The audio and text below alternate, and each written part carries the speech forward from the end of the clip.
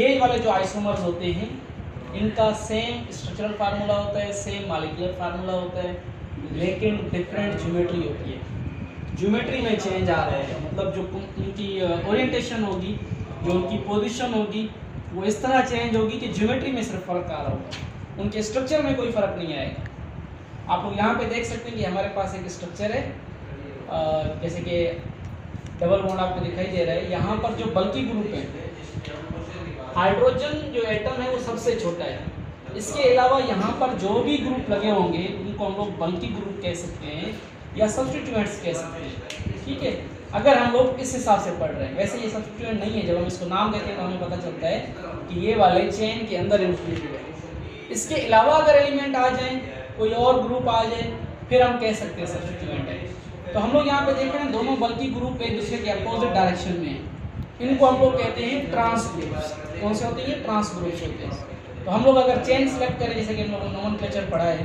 उस हिसाब से हम लोग या यहाँ से नंबर स्टार्ट कर सकते हैं या यहाँ से नंबर स्टार्ट कर सकते हैं, दोनों में नाम में कोई फ़र्क नहीं आएगा।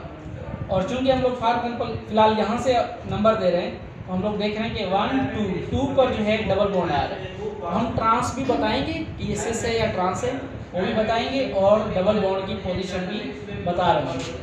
ये हम लोगों ने पहले पढ़ा हुआ है, अल्फ़ाबेट और नंबर के दरमियान डैश आता है, ये भी गलती मानी जाएगी अगर आप डैश यूज़ नहीं करेंगे। इसी तरह सेम मॉलिक्यूलर फार्मूला, इसका अगर मैं फार्मूला लिखूं तो आपके पास 4 कार्बन है और 8 हाइड्रोजन है। ये वैसे ब्यूटीन होता है क्योंकि इसमें कहीं ना कहीं डबल बॉन्ड आ रहे हैं, और हम लोग देख रहे हैं कि डबल बॉन्ड की पोजीशन उसकी डबल बॉन्ड की भी सेम है। स्टेबिलिटी पढ़ रहे थे, हमने कहा था कि सिस से मुराद है सेम डायरेक्शन, ट्रांस से मुराद है डिफरेंट डायरेक्शन। और अगर सिंगल बॉन्ड होता तो ये बॉन्ड में घूम सकते हैं, मल्टीपल ग्रुप्स जो लगे हुए हैं वो क्या कर सकते हैं? घूम सकते हैं। लेकिन जब डबल बॉन्ड आ जाएगा, अब इनकी रोटेशन रिस्ट्रिक्टेड है, रोटेट नहीं कर सकते ये, सही है। जब रोटेट नहीं कर सकेंगे तो अब जो है ना इनका रोल होगा, इसकी स्टेबिलिटी में, इसके रिएक्शन में, हर चीज़ में इसका रोल आ रहा होगा।